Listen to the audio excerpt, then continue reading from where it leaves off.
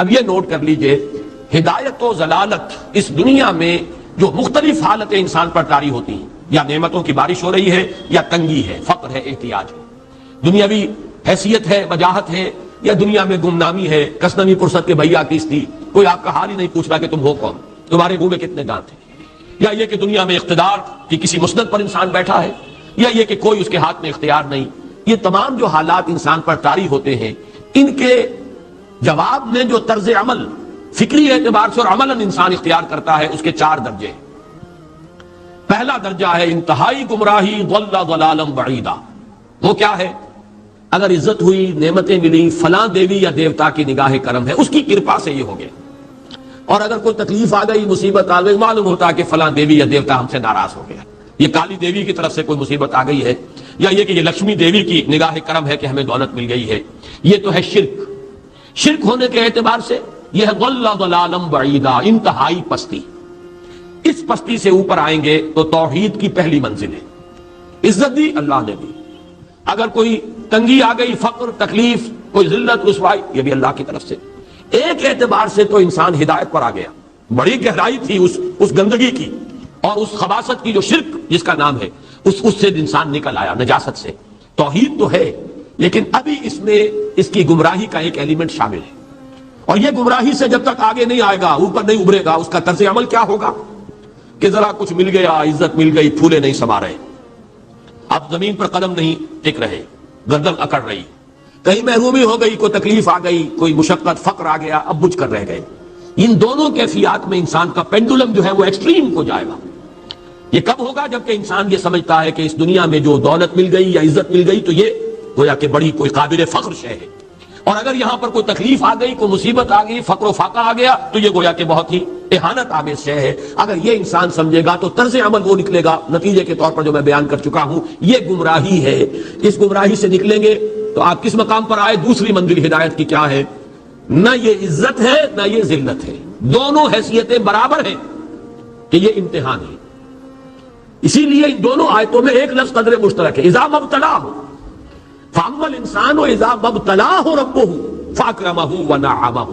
یہ بھی ایک ابتلا ہے، آزما رہا ہے اللہ، کبھی وہ دے کر آزماتا ہے، کبھی چھین کر آزماتا ہے، کبھی فقر و فاقہ سے آزماتا ہے، کبھی وہ کثرت دولت اور کثرت مال سے آزماتا ہے، کبھی وہ صحت دے کر آزماتا ہے کہ یہ قوت اور توانائی اور صحت جو میں نے دی ہے یہ اس میں کیا کرتا ہے، کبھی وہ مرض کے ذریعے سے آزماتا ہے کہ صبر کرتا ہے کہ نہیں کرتا۔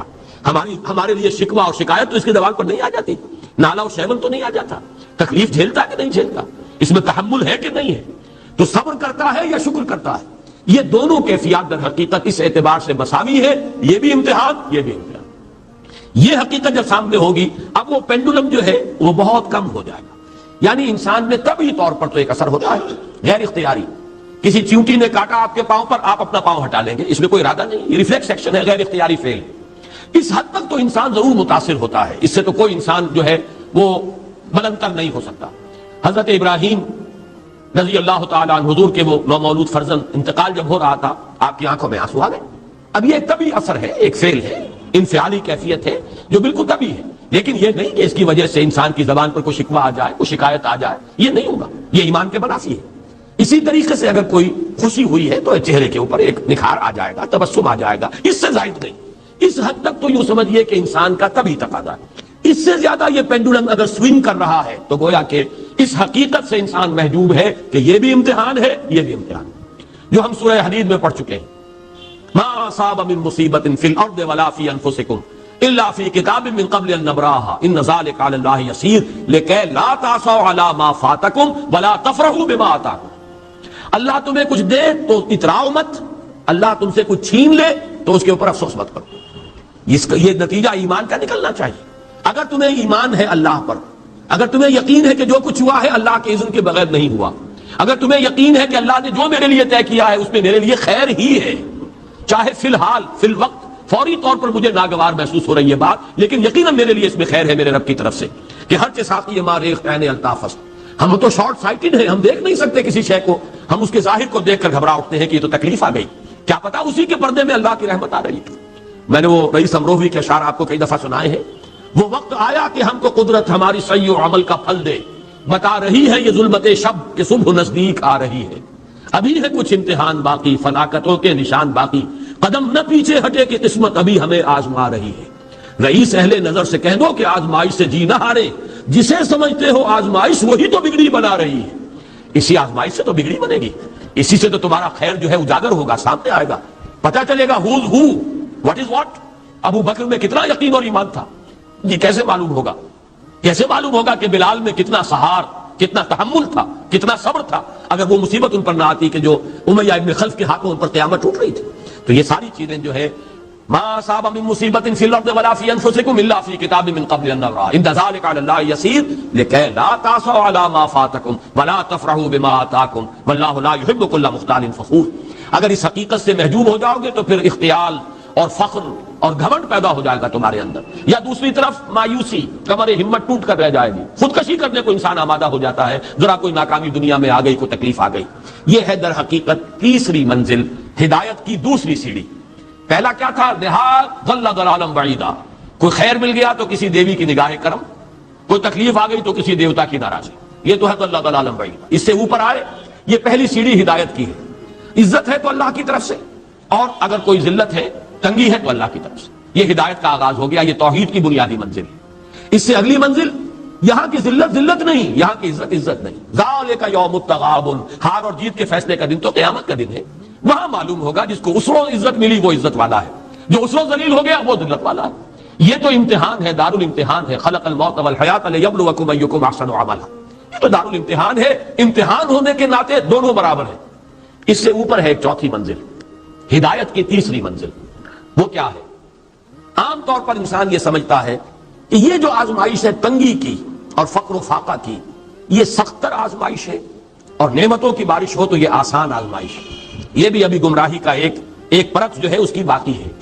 ابھی ہدایت کا جو کامل جو ہوگا انکشاف، وہ کب ہوگا؟ جب انسان اس حقیقت کو جان لے کہ جہاں وسعت ہو، جہاں کثرت ہو، وہ زیادہ بڑا امتحان ہے، سخت امتحان ہے، بجائے اس کے کہ اگر قلت ہے، کمی ہے، یہ کم تر امتحان ہے، یہ کم بھاری امتحان ہے۔ کیوں؟ کہ اگر آپ کے پاس کثرت ہے، آپ کے اندر غفلت پیدا ہو جائے گی، کثرت کا لازمی نتیجہ غفلت ہے، اور اگر قلت ہے، بمشکل گزارا ہو رہا ہے، تو اللہ یاد رہے گا، راتوں کو گڑ گڑائیں گے۔ آسائش میں اللہ کو بھول جانا زیادہ ممکن ہے، بلکہ متوقع ہے، اور تکلیف میں اللہ کا یاد آنا زیادہ متوقع ہے۔ اس میں انسان فریاد کرتا ہے، اللہ سے دعا کرتا ہے، تو کون سی چیز نتیجے کے اعتبار سے بہتر ہوئی؟ معلوم ہوا یہ امتحان جسے آپ ہلکا سمجھ رہے ہیں یہ سختر ہے۔ اگر اصل کامیابی قیامت کی اور آخرت کی ہے تو یہ امتحان زیادہ سخت ہے بنسبت اس امتحان کی، اگرچہ اس امتحان کی بھی ایک آخری شکل ہے جس کے بارے میں حضور نے فرمایا کاد الفقر ان یکون کفرا۔ لیکن عام حالات میں یہ سمجھ لینا چاہیے کہ یہ بھی امتحان، یہ بھی امتحان۔ لیکن اگر تنگی ہے، اس کے لیے بھی حدیث بڑی پیاری ہے، حضور نے فرمایا ما قل و کفا خیر مما کثر و الہا، اگر کم ہو لیکن کفایت کر جائے، ضرورت پوری ہو گئی، پیٹ کو جتنا درکار تھا جسم اور جان کا رشتہ برقرار رکھنے کے لیے اتنا مل گیا، نہیں کوئی کئی کورسز کے ڈنر کھائے ہیں، نہیں کوئی اس کے اندر جو ہے لذت ہے، لیکن یہ کہ بنیادی ضرورت پوری ہو گئی، کسی کے سامنے ہاتھ نہیں پھیلانا پڑا، کسی کے سامنے عزت نفس کو ہتھیلی پر رکھ کر پیش نہیں کرنا پڑا۔ ما قل و کفا، جو کم ہے لیکن کافی ہے، خیر وہ کہیں بہتر ہے اس سے مما کثر و الہا، جو ہو تو بہت لیکن اس سے غفلت طاری ہو جائے۔ الہاکم التکاثر، یہ تکاثر تو انسان کو غفلت کے اندر مبتلا کر دینے والی شے ہے۔ یہ ہے اصل میں کہ جس کے لیے تاریخی اعتبار سے نوٹ کر لیجئے واقعہ امام احمد ابن حنبل رحمہ اللہ، ان کی تاریخ کا، ان کی زندگی کا یہ واقعہ بہت ہی سبق آموز ہے۔ خلق قرآن کے مسئلے پر جب خلافت بنی عباس کے دوران ان پر تشدد ہو رہا تھا، مارا جا رہا تھا، جیل میں تعذیب، پرسیکیوشن، وہ مار ماری جا رہی تھی جس کے بارے میں آتا ہے کہ اگر ہاتھی کو بھی وہ مار ماری جاتی تو وہ بھی بلبلا اٹھتا۔ اس وقت کبھی ان کی آنکھوں میں آنسو نہیں آئے، ایک صبر اور ثبات اور استقلال کا پہاڑ کھڑا جھیل رہا۔ پھر وہ حکومت تبدیل ہو گئی، اب وہ جو خلیفہ وقت ہے وہ خود اس مسئلے میں ان کے ہم خیال ہیں، اب انہیں جیل سے تو نکال دیا گیا۔ اس کے بعد یہ کہ ایک وقت آتا ہے کہ دارالخلافہ سے اشرفیوں کی ایک تھیلی لے کر ایک شخص آتا ہے کہ یہ خلیفہ نے آپ کو ہدیہ بھیجا ہے، نذرانہ ہے۔ اس پر رو پڑے اور یہ عرض کیا بارگاہ خداوندی میں، پروردگار میں اس آزمائش کے قابل نہیں ہوں، یہ آزمائش کہیں سخت ہے، یہ سنہری آزمائش، وہ پہلی آزمائش، اس کو ریزسٹ کرنا جو ہے، ٹیمپٹیشن کو ریزسٹ کرنا، یہ کہیں مشکل ہے اس پرسیکیوشن اور اس تشدد کو برداشت کرنے سے۔ تو یہ خاص طور پر یہ نمایاں نشان ذہن میں رکھیے۔ تو ان آیات میں کہ جو نہایت اہم ہے یہ دو آیتیں قرآن مجید کی، بظاہر سوال آتا ہے کہ اس میں حرج کی کون سی بات ہے؟ اللہ تعالیٰ معز ہے، اللہ تعالیٰ مذل ہے. تعز من تشاء وتذل من تشاء بیدک الخیر، یہ سورہ آل عمران میں آیت آئی کہ نہیں آئی؟ لیکن یہ کہ اصل میں یہ 4 درجے ذہن میں رہنے چاہیے.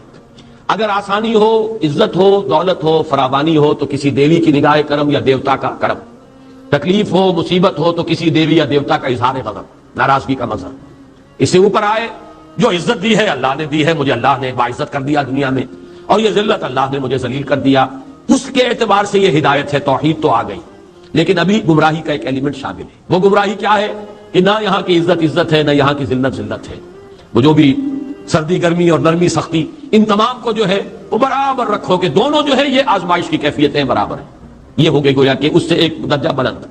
ابھی اگر ذہن میں آپ کے یہ ہے کہ یہ فراوانی اور دنیا میں نعمتوں کی بارش اگر ہو رہی ہو تو اس کو سمجھنا کہ یہ ہلکی آزمائش ہے، اور اگر فقر و فاقہ ہو، تنگی ہو، گمنامی ہو، اور دنیا کے میں کوئی حیثیت اور اہمیت حاصل نہ ہو تو یہ گویا کہ زیادہ سخت امتحان ہے. تو ابھی گویا کہ گمراہی کا ایک ایلیمنٹ موجود ہے. حقیقت منکشف ہوگی جبکہ یہ بات واضح ہو جائے کہ یہ امتحان جو ہے نعمتوں والا امتحان یہ سخت تر ہے، اور فقر اور احتیاج والا امتحان یہ نسبتاً آسان ہے. اس میں اللہ کی طرف رجوع کی توقع زیادہ ہے، اس میں غفلت کا اندیشہ زیادہ ہے. نہ چھڑنا چھڑ یار دبوہا ہو جاویں گی روگی جیڑی بکری اجڑوں وچ